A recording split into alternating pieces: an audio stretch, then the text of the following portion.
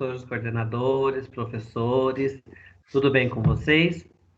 Bom, espero que sim, que vocês estejam bem em casa e da melhor forma possível. Bom, meu nome é Reinaldo, eu sou PCNP de Sociologia e estamos aqui hoje para conversar um pouquinho com vocês.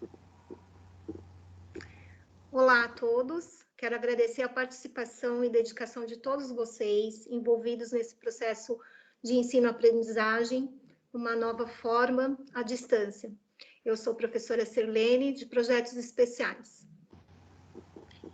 Olá a todos, professores, coordenadores, sempre bom estarmos juntos, espero que todos estejam bem, estejam protegidos e com muita saúde.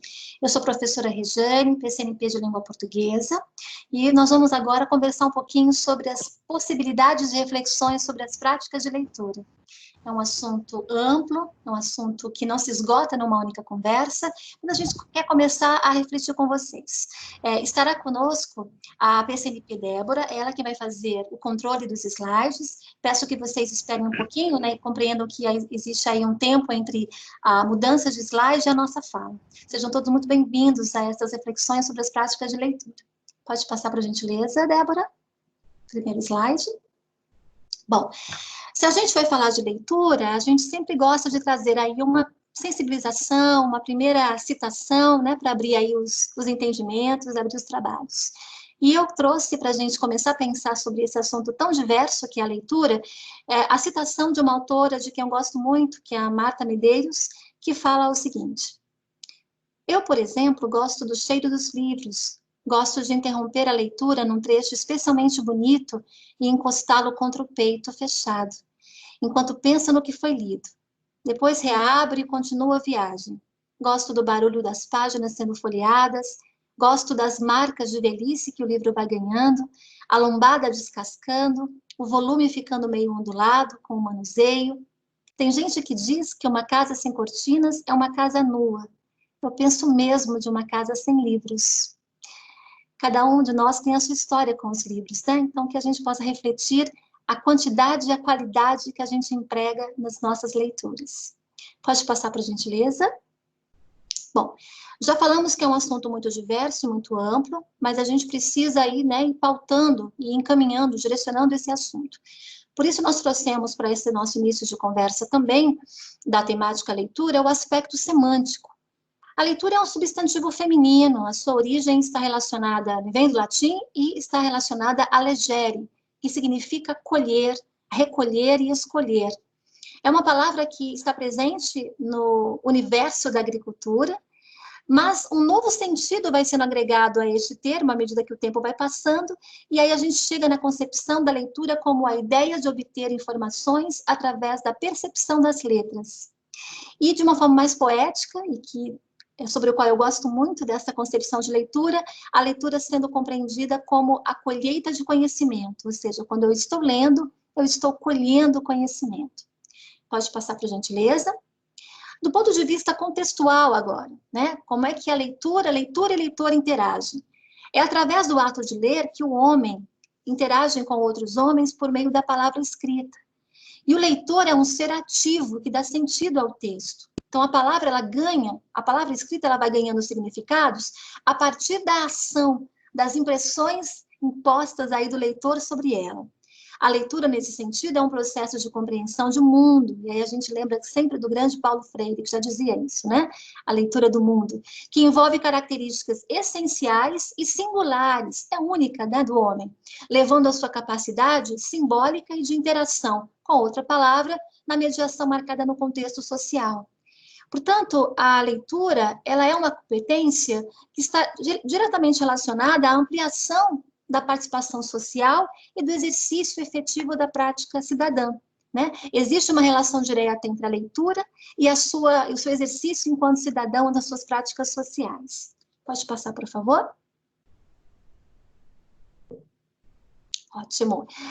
Pensando nesse sentido, ampliando um pouco mais a nossa discussão, nossas reflexões, a gente compreende aí a leitura no viés de ser uma prática social. Por quê? Porque ela acontece em diferentes espaços, diferentes esferas, porque possuem características muito específicas, o tipo de conteúdo, né? E os veículos em que esses conteúdos circulam, as finalidades que são colocadas para cada leitura, né? Os procedimentos que são escolhidos e são eleitos, os gêneros textuais a que pertencem esses textos também são importantes quando a gente entende a leitura como prática social. Mas ela também é uma prática e é um processo individual e interpessoal.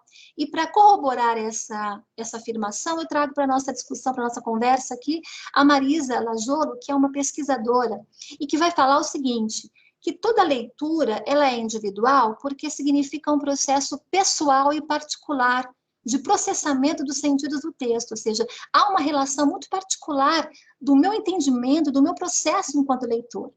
Mas também é interpessoal porque os sentidos não se encontram somente no texto, tampouco somente no leitor, ou seja, existe uma interação, existe algo interpessoal que vai ganhando sentidos no espaço intervalar entre o texto e o leitor. Pode passar, por favor, Debbie? Bom, se a gente está falando de leitura, a gente compreende que a leitura proficiente, aquela leitura competente, ela ainda é um grande desafio, né? A qualidade da leitura ainda é alguma coisa que nos preocupa enquanto educadores. Mas existem práticas que podem apoiar o processo de leitura, tornando esse processo mais eficaz, né, mais competente, mais proficiente. E para a gente pensar nesse sentido, nós trouxemos aqui 3 concepções de práticas de leitura, já adiantando que não se restringe somente a elas, existem inúmeras práticas de leitura. Mas pensando numa ideia de procedimento, né, de uma linha de procedimento de leitura, a gente quis destacar 3 específicas, que são elas a leitura literal, a contextual e a leitura intertextual. A leitura literal, ela é aquela feita ao pé da letra, ou seja, você não adiciona nesse momento comentários, juízos, não há conjecturas, você não procura explicações e opiniões em relação ao texto. É como se fosse um primeiro mapeamento, uma primeira radiografia, em que você observa, por exemplo, o título do texto, o gênero textual a que ele pertença, informações na sua literalidade, as frases, os verbos escritos ou ditos, porque o texto também é oral, uma primeira noção dos vocabulários, o modo como esse texto é articulado, enfim, é o primeiro registro, as primeiras impressões que você tem a partir do texto. Próximo slide, por favor. Aprofundando agora nessa prática procedimental de leitura, a gente vai para a leitura contextual, que diz respeito às informações que podem ser recuperadas e revisitadas nas entrelinhas do texto, né? E aí eu vou, nesse aprofundamento, pensar, por exemplo, agora, pesquisar quem é o autor desse texto, o que ele pensa, né? Em que contexto literário, em que movimento ideológico ele faça parte. Volta para mim, por gentileza, Débora, a página anterior. Ok, né? Quais são as intenções desse autor, se elas estão explícitas, né? Se eu consigo fazer as inferências, se elas estão, né, implícitas, mais ocultas, a linguagem que ele utilizou, o contexto, né, social, econômico, político, ideológico em que esse texto esteja inserido, ou seja, é uma análise mais apurada, mais aprofundada, que permite que você compreenda o texto nas suas entrelinhas. E, por fim, a leitura intertextual, né, mais aprofundada ainda, que possibilita ao leitor, seja ele quem for, né, professor, aluno, enfim, falante desse código, leitor desse código que é a língua portuguesa, estabelecer posicionamentos, associar ao texto lido outros que ele já conhece, né, imprimir ali uma comparação com as suas vivências, os seus parâmetros sociais, culturais e intelectuais, e aí ele já pode, nesse momento, levantar hipóteses, construir argumentos e contra-argumentos, ou seja, é uma leitura mais aprofundada, ok? Próximo slide, por favor. Ok? A gente passa de um caminho procedimental de práticas de leitura, né? E vai pensar agora nos objetivos e finalidades que estão inerentes em cada leitura, ou em cada prática de leitura. Então, quando a gente lê, a gente tem objetivos muito claros e específicos. E é importante, quando você elabora atividades de prática de leitura para os seus alunos, que esses objetivos e finalidades estejam muito claros para ele, né? Sejam conduzidos para que ele perceba. Que você lê para várias finalidades. Obter uma informação específica, obter uma informação geral, você pode ler para seguir instruções, para aprender, para revisitar um texto, para construir, né, e ampliar repertório, para poder trabalhar com a sua oralidade, né, numa situação de sarau, de uma situação de seminário, para praticar a leitura em voz alta, para verificar se houve ou não compreensão do que você leu, mas também existe a leitura com a finalidade do prazer estético, ou seja, você vai fruir e desfrutar da leitura, né, do que o texto traz. Pode passar, por gentileza? Do mesmo modo que existem os objetivos e finalidades quando você escolhe uma prática de leitura, também essa finalidade determina a escolha de procedimentos. Existem inúmeros, como, por exemplo, uma leitura integral, né, mais sequenciada, uma leitura inspecional, que é um pouco mais investigativa, em que você escolhe, né, determinados trechos do texto, ou textos para depois fazer uma leitura posterior. Há uma leitura tópica, né, de identificação pontual de verbetes, por exemplo, a leitura de revisão, em que você corrige e revê o texto, as inadequações que porventura estejam neles, e o item a item, né? Lembrando que não são somente aquelas 3 práticas de leitura, e também não são somente esses procedimentos, existe uma variedade muito grande aí, quando a gente pensa no universo da leitura. Passo a palavra agora para dar continuidade a esse assunto, a colega Silene. Então, pessoal, vamos agora dar continuidade, vamos aprofundar esse conteúdo riquíssimo que a nossa colega apresentou para nós nas práticas de leitura. Então, vamos assistir o vídeo.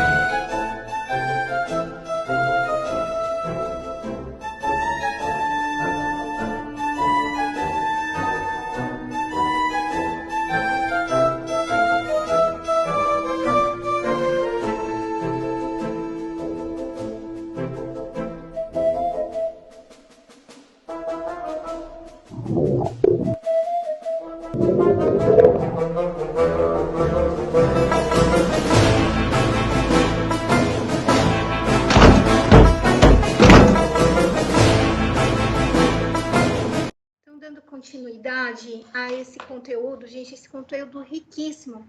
Nós trouxemos aqui 2 dicas de gêneros textuais. A gente trouxe primeiramente esse vídeo que vocês acabaram de ver. É um vídeo onde ele transmite uma informação atual, na qual nós estamos passando. É um instrumento utilizado que está muito familiarizado com todos os leitores. Hoje nós estamos fazendo uso dessa ferramenta, desse gênero que é o vídeo, para nos auxiliar até mesmo em nossas aulas. E por que não nos auxiliar também nas nossas práticas de leitura? Por exemplo, ele é um instrumento de leitura crítica da mídia. Ele faz uma, apesar de ele ter uma pincelada, esse vídeo, de um certo humor, ele traz um fator atual. Além do texto, além de a mensagem ser atual, a ferramenta também é. Em especial, também traz um humor, mas um humor que leva a uma reflexão.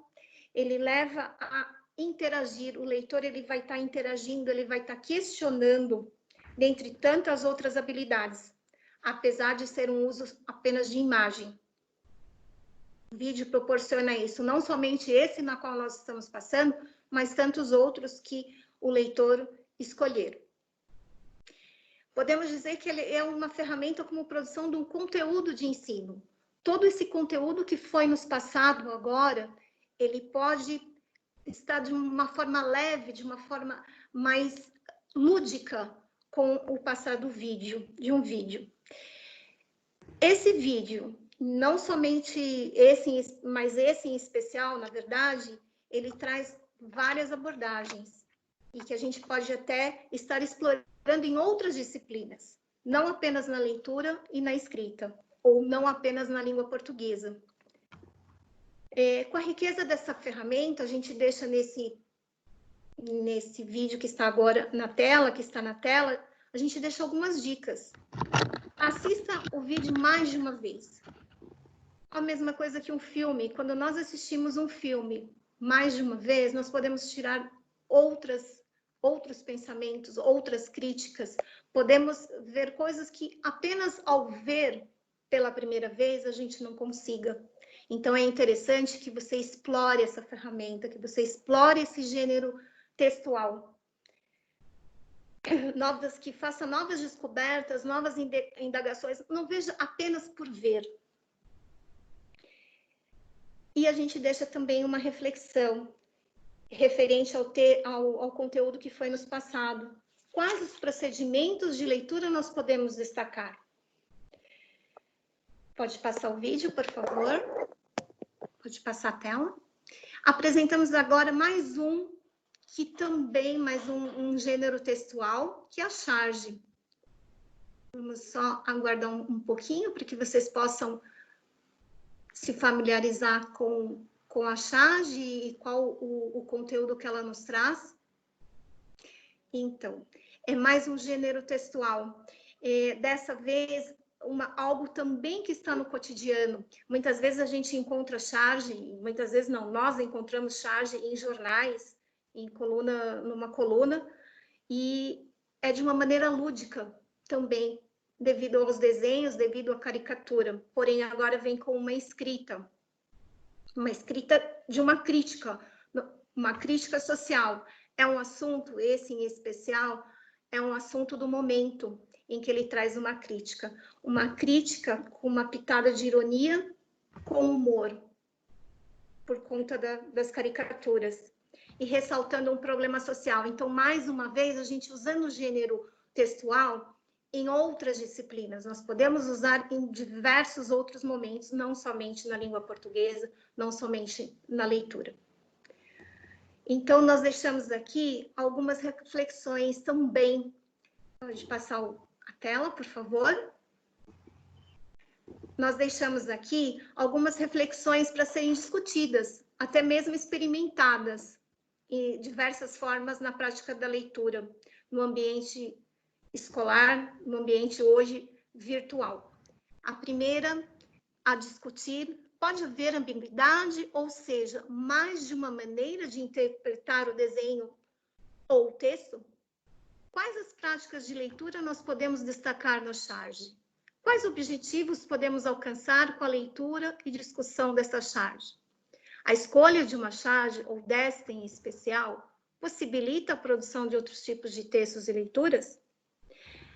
Nós deixamos aqui apenas 2 dicas, ou apenas 2 exemplos de gêneros textuais, para aprofundar esse riquíssimo conteúdo das práticas de leitura.